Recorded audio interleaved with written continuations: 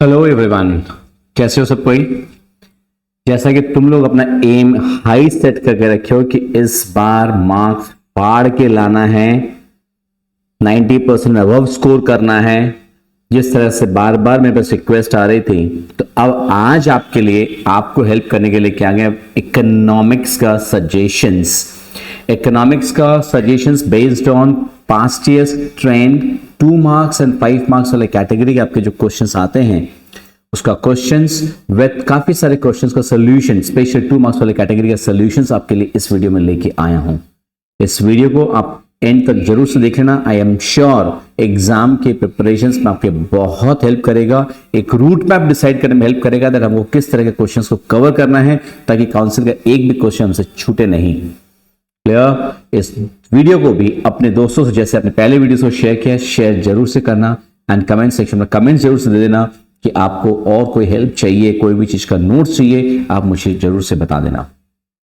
वक्त जाहिर नहीं करूंगा आपका, तो here we start the first chapter, अपना डिमांड, जो कि बहुत स्कोरिंग चैप्टर है, बहुत इंपॉर्टेंट चैप्टर है। सबसे पहले what do you mean by demand for a good. Demand का मतलब क्या होता है? Demand means a various quantities of a given commodity और services which consumers would buy in one market in a given period of time at various prices or at various prices of related goods. Demand means various quantities of a given commodity or services which consumers would buy in one market in a given period of time at various prices or at various prices of related goods. दोस्तों generic answer लिखने से आपको दो में एक ही मिलेगा, right, but आप specific answer लिखोगे जहां पे की वर्ड्स यूज करके लिखोगे तब जाके अपने को फुल मार्क्स मिलेगा, ये ध्यान में रखना है, राइट। कुछ एक आंसर से मैंने जस्ट आपको हिंट्स देके छोड़ दिया है बिकॉज बहुत लंबा वीडियो हो जाता था। अदरवाइज जैसे what kind of power is required to transform desire for a commodity into demand, तो आपका पढ़ा हुआ होगा दैट डिमांड का मतलब, डिमांड होने के लिए इकोनॉमिक्स में 3 चीजें चाहिए होती है। सबसे पहले होती है डिजायर, डिजायर के साथ होना चाहिए एबिलिटी टू पे, और साथ में एक और होना चाहिए willingness to pay the price. Clear. So purchasing power या ability to pay, what kind of power is required to transform for a commodity into demand. Desire को डिमांड में कन्वर्ट करने के लिए क्या चाहिए? परचेजिंग पावर चाहिए भाई साहब। Next, mention any 2 factors which influence the price of the individual demand of a commodity. Individual demand किन factors पर डिपेंड करता है? बहुत कॉमन क्वेश्चन रहा हुआ है। Price of the commodity, price बढ़ेगा डिमांड कम हो जाएगा, राइट, प्राइस कम होगा डिमांड बढ़ जाएगा। Income of the consumer, consumer का इनकम एंड डिमांड का रिलेशन यूजुअली पॉजिटिव होता है। इनकम बढ़ेगा डिमांड भी बढ़ेगा, इनकम कम होगा डिमांड भी कम हो जाएगा इन the case of normal goods. Inferior goods के केस में नेगेटिव रिलेशन होता है, इंफीरियर गुड्स के केस में इनकम बढ़ने से डिमांड कम हो जाता है। Next, state the law of demand. Law of demand जब लिखते हैं तो हमेशा एक बात ध्यान में रखें कि अदर थिंग्स रिमेनिंग कांस्टेंट या सेटेरिस पैरिबस, ये बात लोग लिखना भूल जाते हैं। फुल मार्क्स 2 में 2 लाना है तो कोई कीवर्ड छोटा सा एक लाइन का आंसर है। The law of demand states that the quantity demanded of a commodity increases with the fall in its price and diminishes with the rise in its price. इतना ही तो है कि प्राइस और डिमांड का inverse relationship, other things remaining constant.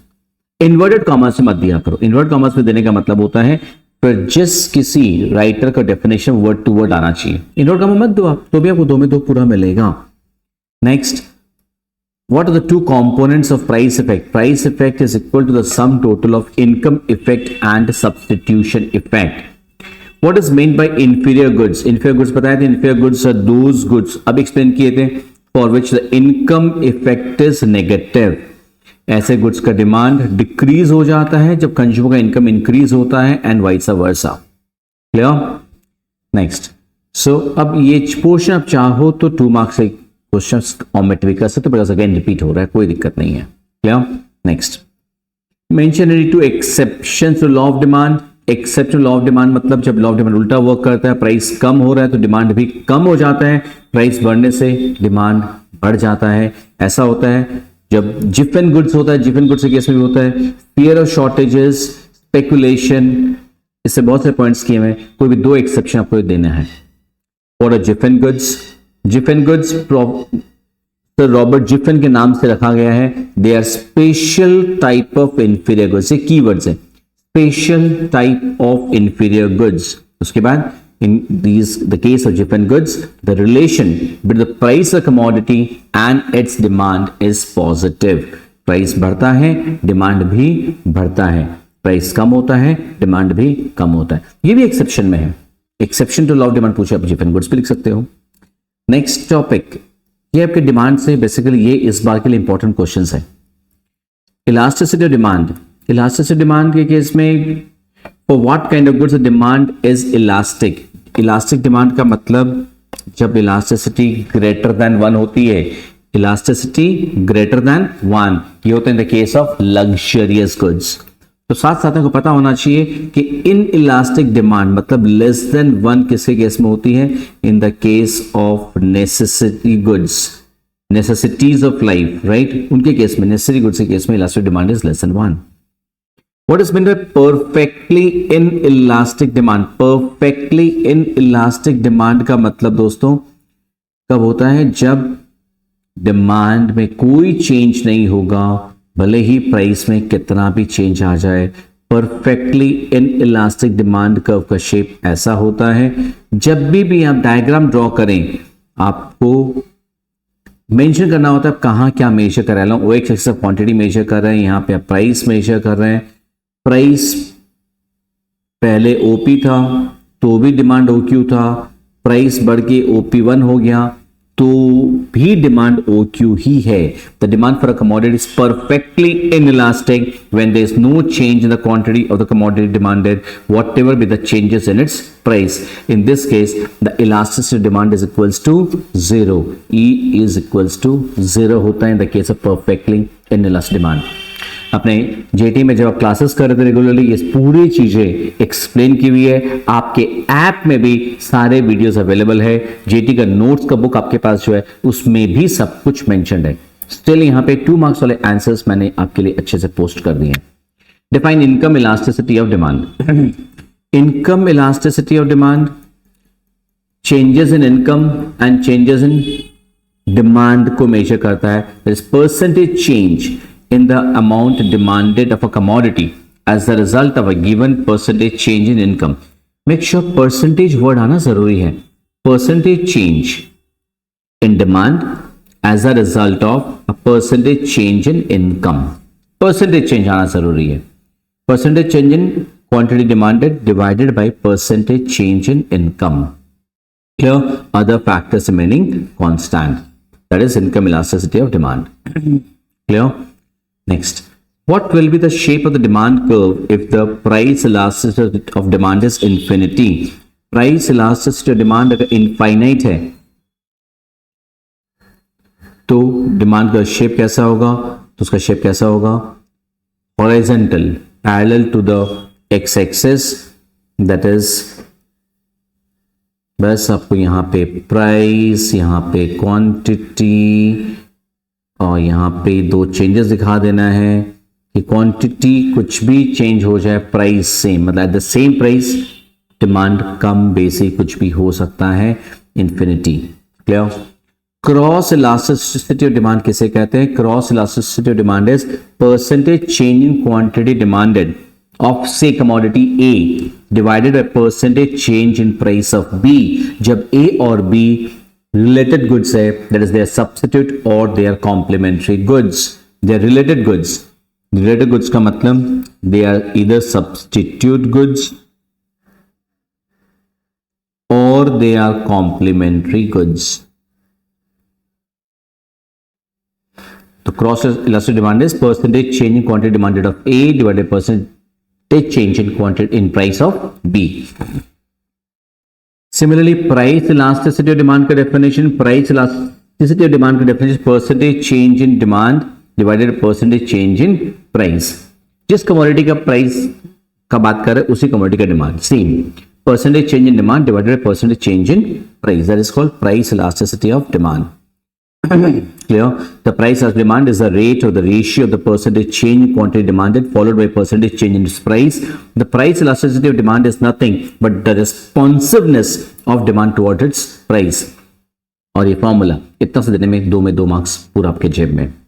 Mention the 2 factors determining elasticity demand for a commodity. Elasticity demand किन factors पर depend करता है? बहुत सारे फैक्टर्स है। एक है nature of the commodity.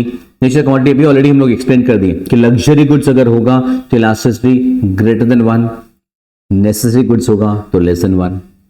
Availability of substitutes अगर ज्यादा अवेलेबल है तो डिमांड इलास्टिक होगा, सब्सटीट्यूट्स नहीं अवेलेबल है या कम अवेलेबल है तो इलास्टिसिटी लेस देन 1 होगा, मतलब इन इलास्टिक होगा।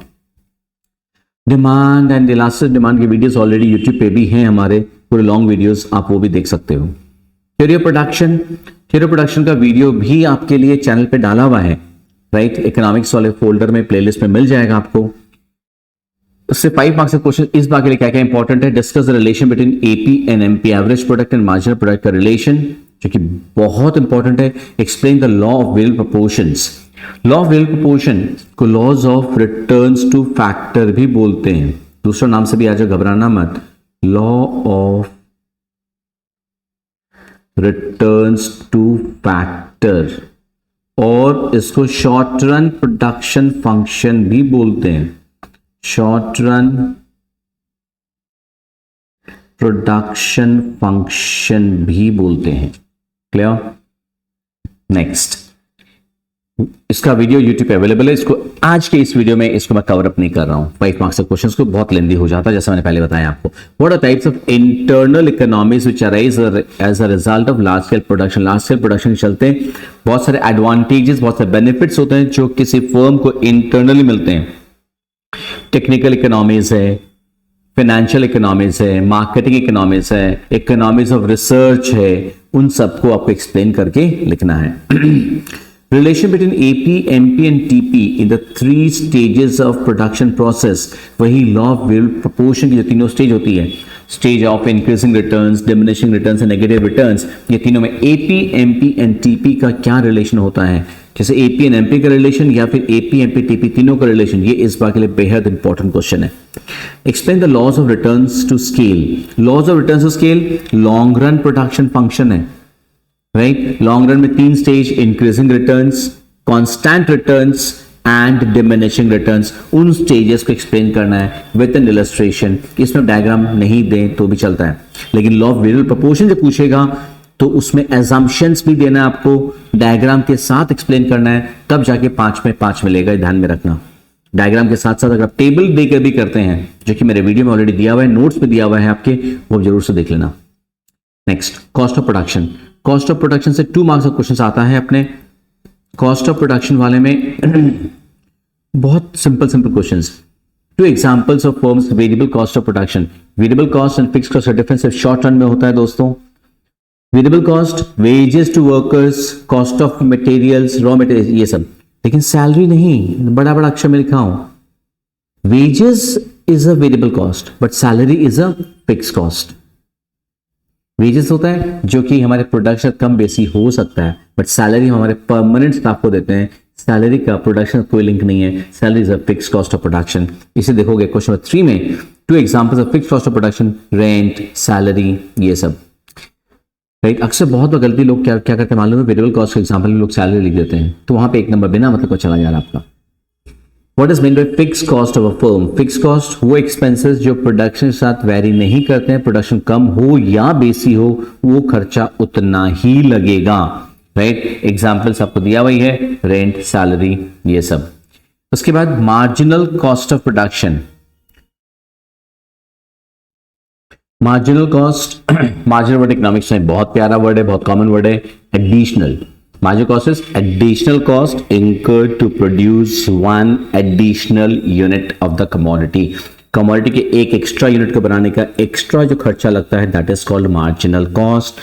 Marginal cost का definition is mathematically बोले तो change in total cost by change in quantity, right? या फिर MC, marginal cost is equals to total cost of n units minus total cost of n minus 1 units.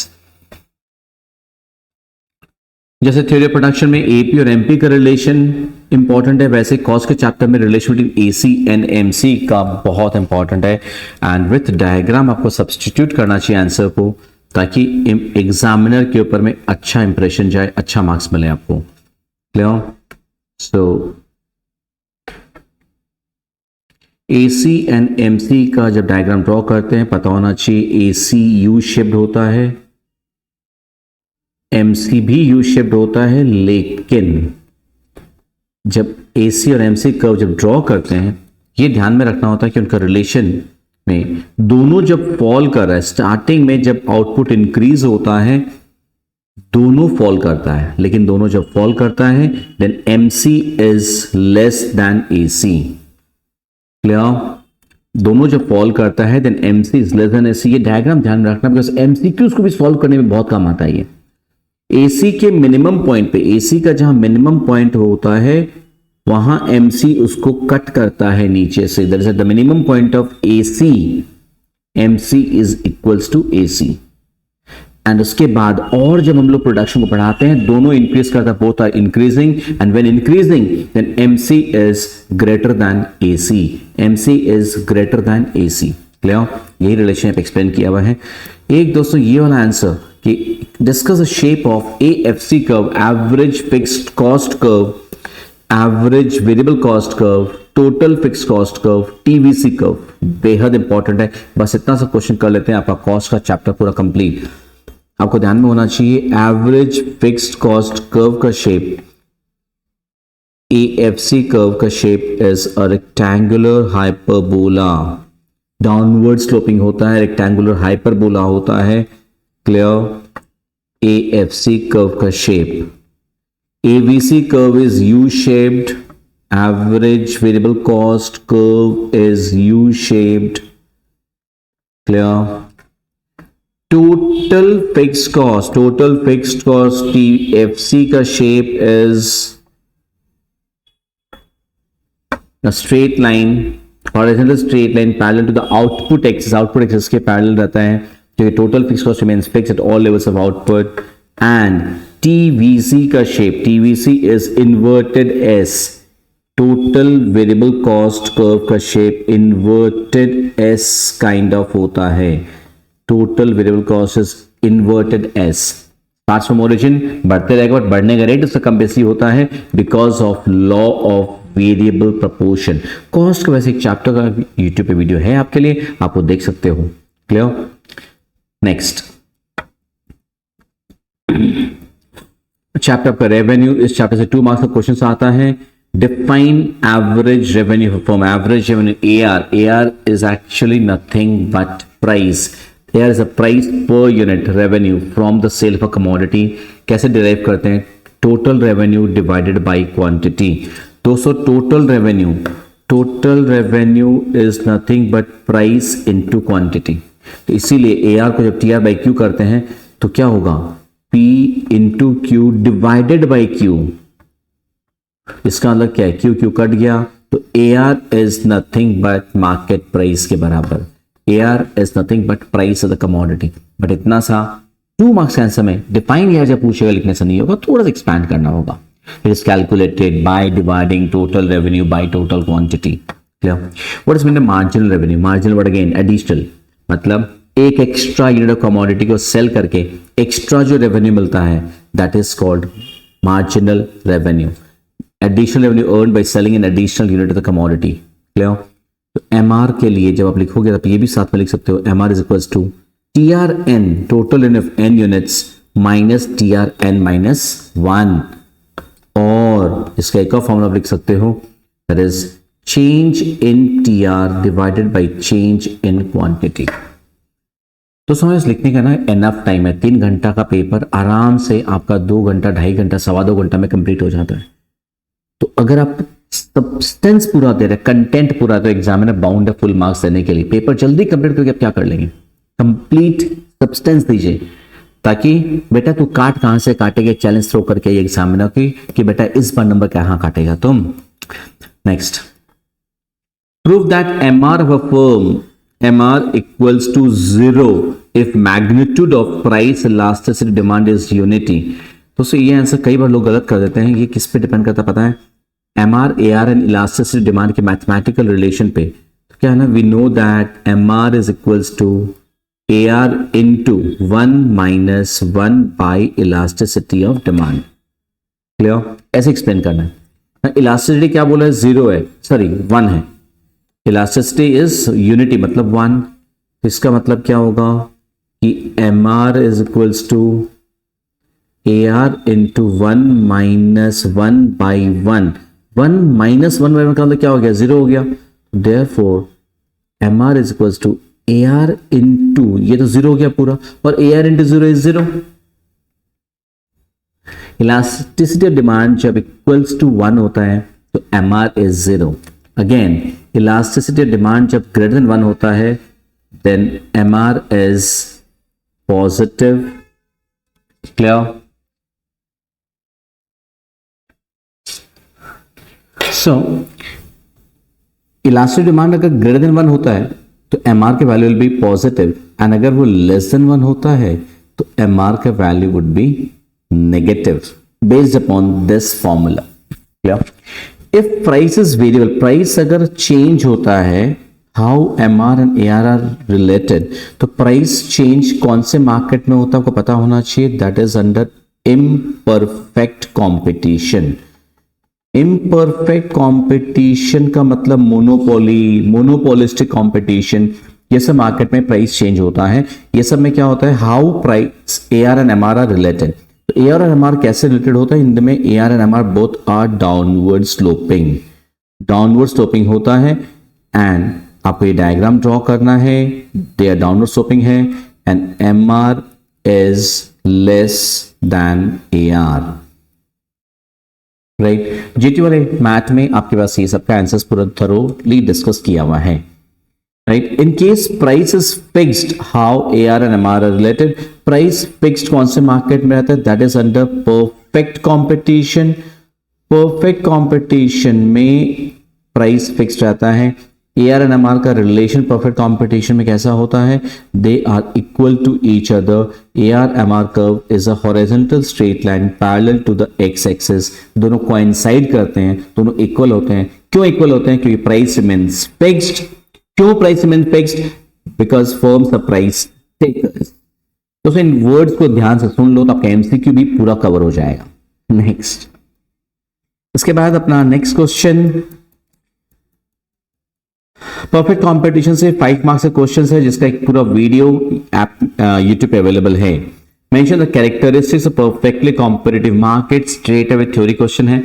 Show how the short term supply curve of perfectly competitive firm can be derived from the marginal cost curve. इसका भी पूरा video with diagram with explanation available है, notes में भी है, कि MC curve का वो हिस्सा जो शट डाउन पॉइंट के ऊपर आता है, जो मिनिमम पॉइंट एबीसी के ऊपर में रहता है, that is short term supply curve of firm under perfect competition.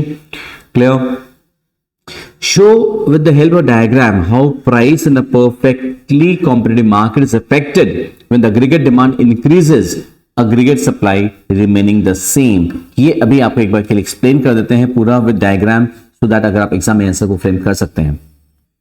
Well, तो शॉर्ट टर्म सप्लाई कर्व वाला का क्वेश्चन तो हो गया था ये। Show with the help of diagram how the price in a perfectly competitive market is affected when the aggregate demand increases, aggregate supply remaining the same.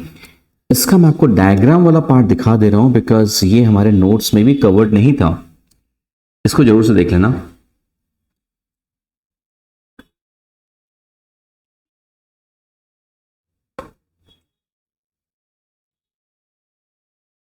ये basically market equilibrium वाला portion से है कि demand curve and supply curve में changes. तो यहां पे क्या बोला है कि एग्रीगेट डिमांड इंक्रीज हो रहा है, aggregate supply remaining the same. Right, supply in elastic नहीं बोला, सप्लाई रिमेनिंग द सेम, और डिमांड इंक्रीज हो जा रहा है। तो दिखाना कैसे है आपको, ये आपका डिमांड कर्व ओरिजिनल, ये आपका original supply curve. Clear, SS is a supply curve, DD is a demand curve, ये एक्सप्लेन करना होता है। अब एग्रीगेट डिमांड बढ़ जा रहा है for any reasons. Clear, demand increase हो जा रहा है because of increase in national income, because of any other reasons, demand curve shifts towards the right. Now what happens कि हमारा इक्विलिब्रियम प्राइस, पहले हमारा इक्विलिब्रियम प्राइस ओपी था and equilibrium quantity OQ था। अब हमारा इक्विलिब्रियम प्राइस बढ़ गया है, इक्विलिब्रियम क्वांटिटी भी बढ़ गया है, क्योंकि नया डिमांड कर्व सप्लाई कर्व को कहां पे इंटरसेक्ट कर रहा है। हमारा पहले इक्विलिब्रियम पॉइंट था ई, अभी हमारा इक्विलिब्रियम पॉइंट हो गया E1, नया प्राइस हो गया OP1, नया क्वांटिटी हो गया है OQ1। ये अपने को एक्सप्लेन करना है। Clear? Obviously with first introduction कि price is determined with the intersection the demand curve and the supply curve. Clear? उसके बाद डायग्राम, उसके डायग्राम का explanation properly. Next, show how a perfectly competitive firm earns only normal profit as it is attained in the long run equilibrium। long run equilibrium वाला explain करना है, पहले introduction देना है। इक्विलिब्रियम कंडीशन कौन सा कि MR equals to MC and MC curve intersects MR curve from below at a rising point, वो देना है। लॉन्ग रन का डायग्राम देना है, ये दिखाना है उस पॉइंट पे, इक्विलिब्रियम पॉइंट पे MR equals to AR equals to AC equals to MC, सारा इक्वालिटीज वही हो जाता है। इक्विलिब्रियम कंडीशन भी, नॉर्मल प्रॉफिट कंडीशन भी। Clear? Next, show how price in a perfect competitive market is affected when supply decreases with demand remaining unchanged, demand decreases supply remaining unchanged. तो ये इसमें दो डायग्राम जैसा भी हमने बनाया था वैसा वाले बनाना है। तो इसका 5A वाला ये डायग्राम्स ध्यान से नोट कर लेना आप लोग, बहुत अच्छा रहेगा। ये हमारा ओरिजिनल डिमांड कर्व, ये हमारा ओरिजिनल सप्लाई कर्व। डायग्राम जब ड्रॉ करते हो इन चीजों को मेंशन करना, बिल्कुल से मत बोलना। प्राइस, क्वांटिटी या आउटपुट कुछ भी मेंशन कर सकते हैं। ये आपका demand curve, supply curve,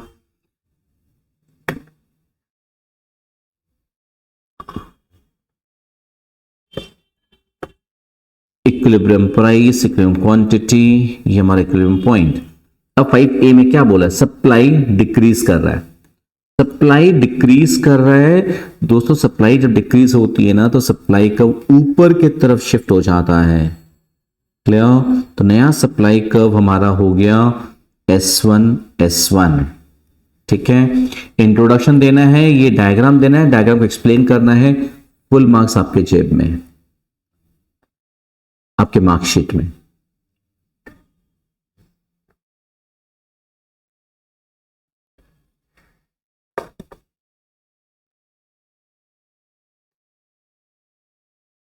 clear? तो क्या होगा? इक्विलिब्रियम प्राइस इंक्रीज हो जाएगा। क्वेश्चन क्या पूछा है? How price is affected. तो क्या होगा हमारा आंसर कि प्राइस विल इंक्रीज, प्राइस बढ़ जाएगा। ये तो एक्सप्लेन करना है। और सेकेंड पार्ट 5B में हमसे क्या पूछा था कि जब डिमांड डिक्रीज हो जाता है तो सेम आपको चीज ड्रॉ करनी होगी। ये आपका डिमांड कर्व, ये आपका supply curve, and demand decrease करना है तो डिमांड कर्व आपका नया किधर ड्रॉ हो जाएगा? इधर। क्लियर? सो YOX ये हमारा सप्लाई का, सप्लाई कांस्टेंट है। ओरिजिनल डिमांड कर्व ये था, नया डिमांड कर्व ये हो गया। हमें क्या शो करना है? दैट प्राइस पहले ये था, क्वांटिटी इतना था, फिर बाद में प्राइस क्या हो गया? डिक्रीज हो गया। क्लियर? पहले ओरिजिनल प्राइस और ये हमारा न्यू प्राइस हो गया, न्यू क्वांटिटी हो गया, तो प्राइस क्या होगा? डिक्रीज हो जाएगा डिमांड के डिक्रीज होने से। ये एक्सप्लेन करना है। क्लियर? उसके बाद हमारा अगला प्रश्न था what is the shutdown point, minimum point ABC curve. Diagram देखिए एक्सप्लेन करना है, शॉर्ट टर्म इक्विलिब्रियम में जो समझाया हुआ है। क्लियर? शॉर्ट टर्म इक्विलिब्रियम बहुत vital question. Next, factor pricing से अपने मॉडर्न थ्योरी ऑफ रेंट जो ट्रांसफर अर्निंग्स पे बेस्ड है वो वाली थ्योरी इंपॉर्टेंट है। उसमें जब पूछा तो तीनों सिचुएशन समझाना है अपने को कि सप्लाई जब परफेक्टली इलास्टिक होता है, सप्लाई जब लेस देन परफेक्टली इलास्टिक होता है, और सप्लाई जब परफेक्टली इन इलास्टिक होता है। मॉडर्न थ्योरी के इंट्रोडक्शन की मॉडर्न थ्योरी ट्रांसफर अर्निंग्स के ऊपर बेस्ड है। Marginal productivity theory of distribution को क्रिटिकली इवैल्यूएट करना है, मतलब मार्जिनल प्रोडक्टिविटी थ्योरी को एक्सप्लेन तो करना ही है, साथ में क्रिटिसिज्म भी देना है, खाली क्रिटिसिज्म नहीं, मार्जिनल प्रोडक्टिविटी थ्योरी को एक्सप्लेन करने के बाद उसका क्रिटिसिज्म देना है, तब आपको 5 में 5 मिलेगा। Next, how rent element can exist in the earnings of any factor of production. किसी फैक्टर ऑफ प्रोडक्शन के अर्निंग्स में रेंट हो सकती है, मतलब इसमें आपको याद आ रहा होगा आंसर वो वाला जो क्लास में डिस्कस किया हुआ था, rent in profit, rent in wages, rent in interest, कि लेबर की इनकम में भी रेंट हो सकता है, कि जब लेबर का supply less and perfectly elastic है, minimum transfer earnings, minimum price, minimum supply price से ज्यादा अगर किसी को मिल रहा है, वो क्यों मिल रहा है? क्योंकि सप्लाई परफेक्टली इनइलास्टिक है, वो जो एक्स्ट्रा मिल रहा है वो रेंट है। इंटरेस्ट, भैया बैंक इंटरेस्ट का रेट है मान लो 8%, बट कोई मेरे से पैसा उधार मांगने आया, मैंने उसे 12% चार्ज किया, मुझे जो एक्स्ट्रा 4% मिल रहा है वो क्या है? रेंट इन इंटरेस्ट। याद आ रहा है वो वाला आंसर, वो लिखना है इसमें। How wage rate is determined by the marginal productivity of labour. Marginal productivity theory के बेस्ड ही मार्जिनल प्रोडक्टिविटी ऑफ वेजेस है, वो वाला देना है। assumptions of marginal productivity theory of distribution, तो marginal productivity theory of distribution question 2 में जब आप लिख रहे हो वहां पे assumption, सिर्फ यहां पे assumptions पूछा 5 नंबर में। why individual supply curve of labor is backward bending, labour का सप्लाई कर्व बैकवर्ड बेंडिंग होता है, उसके पीछे रीजन क्या है कि सप्लाई कर्व ऐसा क्यों होता है? कि लेबर में क्या होता है कि जैसे जैसे वेज रेट्स बढ़ती है इकोनॉमी में, एक बार तो लेबर सप्लाई बढ़ेगी in an under develop and developing economy, जैसे जैसे वेजेस बढ़ेगी वर्कर्स अपना लेबर सप्लाई बढ़ाएंगे, ज्यादा काम करना चाहेंगे, बिकॉज वो ज्यादा कमाएंगे, तब जाके उनकी फैमिली को एक स्टैंडर्ड, एक डिसेंट स्टैंडर्ड लिविंग दे पाएंगे। बट दोस्तों पैसा ही सब कुछ नहीं होता है लाइफ में। एक इंसान जब एक स्टैंडर्ड लिविंग तक पहुंच चुका है, उसके बाद जब उसकी अर्निंग्स बढ़ती है तो वो आराम पसंद करता है, ही स्टार्ट्स प्रेफरिंग लेजर, आराम to work.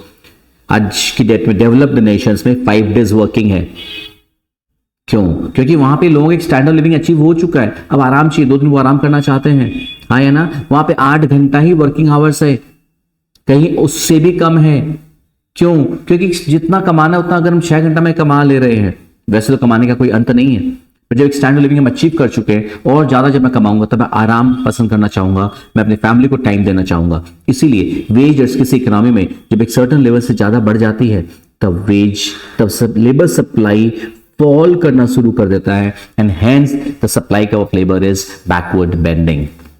Next, national income में discuss any in brief any one method of measuring national income. मैं ये चाहूंगा तीनों मेथड करके जाओ, इनकम मेथड भी, वैल्यू एडेड मेथड भी एंड एक्सपेंडिचर, तीनों मेथड आप लर्न कर जाओ। छोटा सा 4-4, 5-5 स्टेप्स है, 5 में 5 मिल जाएगा आपको। Major difficulties in measuring national income, very important question this time, and difficulties point wise है, बहुत इजी क्वेश्चन है। क्लियर? बैंकिंग सिस्टम से major 2 question, one is banks deposit create कैसे करती है, credit creation process of credit creation. आपके पास JTL app में इसका वीडियोस अवेलेबल है, दूर से देख लेना, नोट्स तो है ही आपके पास। And different methods to control credit control का मेथड्स ऑफ आरबीआई, ये भी आपके पास नोट्स में भी है, जेटीएल ऐप में आपके पास अवेलेबल है। And functions of central bank, तो पॉइंट वाइज आंसर है, 3 में से कोई सा एक इस बार के बोर्ड्स में आपका आया हुआ है। नेक्स्ट, फिस्कल पॉलिसी क्या होता है? गवर्नमेंट का पॉलिसी होता है with respect to public revenue and public expenditure, right? Revenue मतलब गवर्नमेंट को जो पैसा मिलता है विद फ्रॉम टैक्सेस वगैरह, एंड एक्सपेंडिचर गवर्नमेंट जो भी खर्चा करता है on different heads, capital expenditure, revenue expenditure, right? Next question आपका फिस्कल पॉलिसी वाले से 2 कि contractionary fiscal policy and expansionary fiscal policy. Contractionary fiscal policy होती है जब इकोनॉमी बहुत ज्यादा एक्सपैंड हुई है, उसको कॉन्ट्रैक्ट करने की, समेटने की जरूरत है, एग्रीगेट डिमांड को कम करने की जरूरत है, तब गवर्नमेंट डायरेक्ट टैक्सेस वगैरह बढ़ा देता है, गवर्नमेंट अपना स्पेंडिंग कम कर देता है, गवर्नमेंट जो ट्रांसफर पेमेंट्स, पेंशन वगैरह दे रहे हैं, स्कॉलरशिप फ्री जो दे रहे हैं उसको कम कर देता है ताकि इकोनॉमी थोड़ा कॉन्ट्रैक्ट कर जाता है, इसको कॉन्ट्रैक्शनरी फिस्कल पॉलिसी। और एक्सपेंशनरी फिस्कल पॉलिसी जब इकोनॉमी रिसेशन के तौर पे है एंड इकोनॉमी को बढ़ाने की जरूरत है, एक्सपैंड करने की जरूरत है, तो government expansionary fiscal policy follow करता है टैक्सेस को रिड्यूस करता है, डायरेक्ट टैक्सेस को। गवर्नमेंट अपना एक्सपेंडिचर्स बढ़ाता है, जैसे कोविड के टाइम में गवर्नमेंट ने किया था, that was an expansionary fiscal policy. Answer मैंने आपको यहां पे देके रखा है। गवर्नमेंट एक्सपेंडिचर मल्टीप्लायर की गवर्नमेंट जब एक सर्टेन अमाउंट एक्सपेंडिचर करता है तो उसके चलते नेशनल इनकम में कई गुना इफेक्ट पड़ता है, नेशनल इनकम कई गुना बढ़ जाती है। उसका कैलकुलेशन होता है 1 divided by 1 minus B, where B is MPC. MPC is marginal propensity to consume. International trade से दोस्तों इस बार के जो इंपॉर्टेंट क्वेश्चन है वो है current account and capital account में डिफरेंस। क्लियर। एक और क्वेश्चन है कि बैलेंस ऑफ पेमेंट के डेबिट साइड में क्या क्या आता है, क्रेडिट साइड में क्या क्या आता है। एंड लास्ट एक और क्वेश्चन जो इंपॉर्टेंट है कि फ्लेक्सिबल एक्सचेंज रेट मैकेनिज्म में इक्विलिब्रियम एक्सचेंज रेट डिसाइड कैसे होती है। Clear. Next, poverty, inequality and unemployment में से 2 मार्क्स के कुछ क्वेश्चन है। डिस्गाइज अनएम्प्लॉयमेंट, जो कि हमारे एग्रीकल्चर सेक्टर में दिखाया जाता है कि जहां पे जरूरत से ज्यादा लोग एक ही काम को कर रहे हैं, कि जहां पे कुछ एक्स्ट्रा लोग ऐसे हैं जिनको हटा भी दें तो टोटल प्रोडक्शन पे फर्क नहीं पड़ता। दैट इज, ये कुछ एक्स्ट्रा लोग ऐसे हैं जिनका contribution to the marginal output, to the additional output is 0। That is called disguised unemployment. And again बता दें, इंडिया में ये सबसे ज्यादा agriculture and retail business, small business में देखने को मिलता है। Head count ratio is what, कि टोटल पॉपुलेशन में से कितने लोग बिलो पॉवर्टी लाइन रहते हैं। Poverty line is the level of income, the minimum level of income to meet the living conditions. Poverty line is the amount of money needed by a person to meet his basic needs. It is defined as the money value of the goods and services which are needed to provide basic welfare to an individual. MNREGA का objectives क्या था? Rural unemployment को दूर करना। Next आपका 5 marks का question इस chapter से कि poverty eradication programs, major poverty को हटाने के प्रोग्राम्स, गरीबी को दूर करने के प्रोग्राम्स गवर्नमेंट ने क्या लॉन्च किए थे, उसका डिटेल्स मांगा है। Features of different types of unemployment in India. Causes of persistence poverty, India में कंटिन्यूअस पॉवर्टी क्यों है, गरीबी हट क्यों नहीं रही, इसके causes. And straight away point wise answers है आपके नोट्स में, JTL मैथ में आपके अवेलेबल है, एंड वीडियोस भी आपकी ऐप में अवेलेबल है। State the measures adopted to reduce the inequality of income in India. Income inequalities, income distribution में जो असमानताएं हैं उनको दूर करने के लिए गवर्नमेंट ने क्या स्टेप्स उठाए हैं। क्लियर। इकोनॉमिक रिफॉर्म से 2 मार्क्स के बहुत सिंपल से क्वेश्चंस आए हुए हैं, इनका विद आंसर्स मैंने आपको यहाँ पे दे दिया है। क्लियर। अभी आपके एग्जाम सर पे है और आपका वक्त जाहिर नहीं करेंगे, ये आंसर्स आप जरूर से देख लेना। क्लियर। बहुत इजी क्वेश्चन है with respect to WTO, LIC, GIC, ये सब। ठीक है। Wish you all the best for your exams. Clear. And may you all come out with flying colours. कुछ भी हेल्प और चाहिए आप कमेंट सेक्शन में जरूर से लिख देना। इन वीडियोस को अपने दोस्तों से शेयर करना, साझा करना ना भूलना। क्लियर। और रिजल्ट आए तो कमेंट सेक्शन में जरूर से लिखना कि वीडियोस से आपको हेल्प कितना हुआ था। एग्जाम्स के बाद जरूर से लिखना इन वीडियो से आपको हेल्प कितना हुआ था। जय हिंद दोस्तों, जय श्री राम।